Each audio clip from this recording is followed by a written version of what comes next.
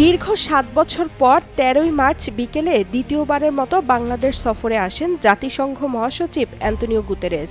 রমজান মাস উপলক্ষে সংহতি জানিয়ে এই সফর হলেও প্রাধান্য পায় রোহিঙ্গাদের প্রতি তার সমর্থন ও সহমর্মিতা। সামাজিক যোগাযোগ মাধ্যম এক্সে দেওয়া এক পোস্টে জাতিসংঘ মহাসচিব অ্যান্তোনিও গুতেরেস উষ্ণ অভ্যর্থনা জানানোয় প্রধান উপদেষ্টা ড. মোহাম্মদ ইউনূস, অন্তর্বর্তী সরকার ও বাংলাদেশের মানুষের প্রতি কৃতজ্ঞতা জানান। বার্তায় তিনি বলেন, বাংলাদেশের সাম্প্রতিক সংস্কার ও রূপান্তরের এই গুরুত্বপূর্ণ সময়ে একটি টেকসই ও ন্যায়সঙ্গত ভবিষ্যৎ গড়ে তোলার লক্ষ্যে জাতিসংঘ সর্বদা পাশে থাকবে।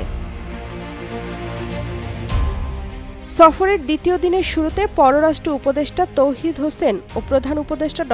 মোহাম্মদ ইউনূসের সঙ্গে সাক্ষাৎ করেন জাতিসংঘের মহাসচিব অ্যান্তোনিও গুতেরেস। এ সময় তিনি বলেন, যথাযথ সংস্কারের মাধ্যমে একটি অবাধ ও সুষ্ঠু নির্বাচন এবং দেশের প্রকৃত রূপান্তর ঘটাবে।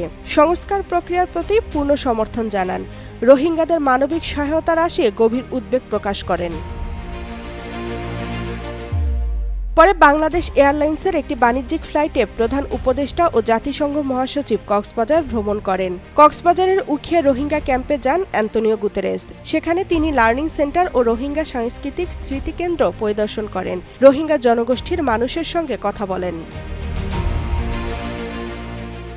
পরে সাংবাদিকদের জাতিসংঘ মহাসচিব অ্যান্তোনিও গুতেরেস বলেন, রোহিঙ্গাদের মর্যাদাপূর্ণ জীবন নিশ্চিতে আন্তর্জাতিক সম্প্রদায়কে সহযোগিতা বাড়াতে হবে। খাদ্য সহায়তা কমে যাওয়ায় রোহিঙ্গারা ঝুঁকির মধ্যে পড়েছে। তাদের নিরাপদে, স্বেচ্ছায় ও মর্যাদাপূর্ণভাবে দেশে ফেরানোই এই সংকটের প্রাথমিক সমাধান বলে মন্তব্য করেন জাতিসংঘ মহাসচিব অ্যান্তোনিও গুতেরেস।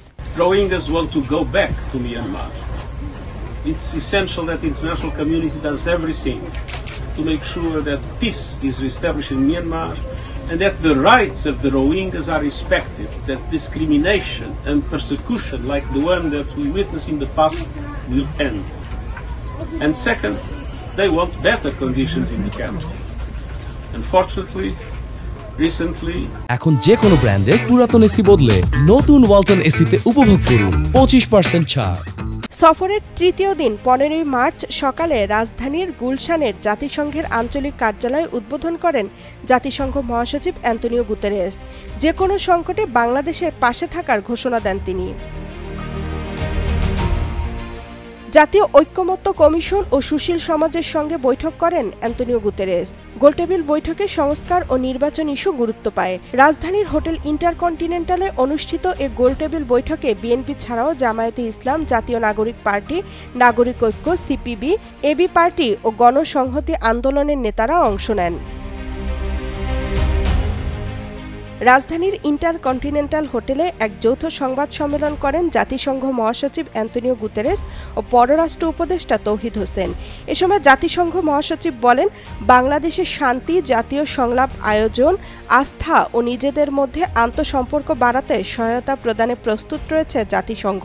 সংস্কার উদ্যোগে পাশে থাকবে জাতিসংঘ। বাংলাদেশ নিয়ে সংলাপে প্রস্তুত জাতিসংঘ বলেও জানান তিনি। This is a pivotal moment for Bangladesh.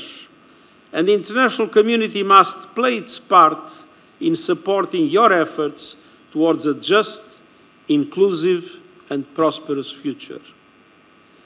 As the country undergoes important reforms and transitions, I want to assure you that the UN stands ready to assist in fostering peace, national dialogue, trust and healing.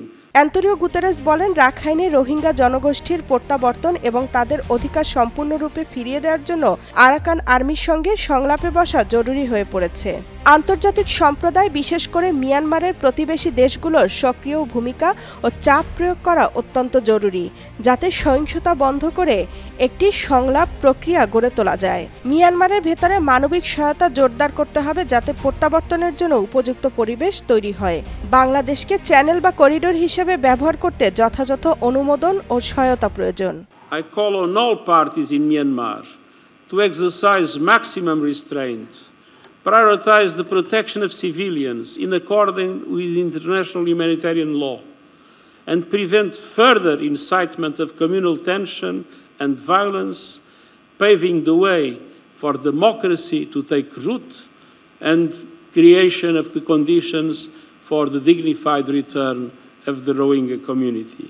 রাতে রাজধানীর একটি হোটেলে জাতিসংঘ মহাসচিব Antonio গুতেরেসের সম্মানে ইফতার অনুষ্ঠানের আয়োজন করেন প্রধান উপদেষ্টা অধ্যাপক মোহাম্মদ ইউনূস।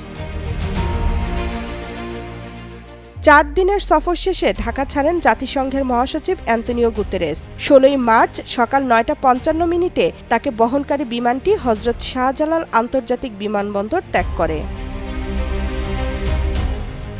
তামান্না তাহসিন খান, কালের কণ্ঠ।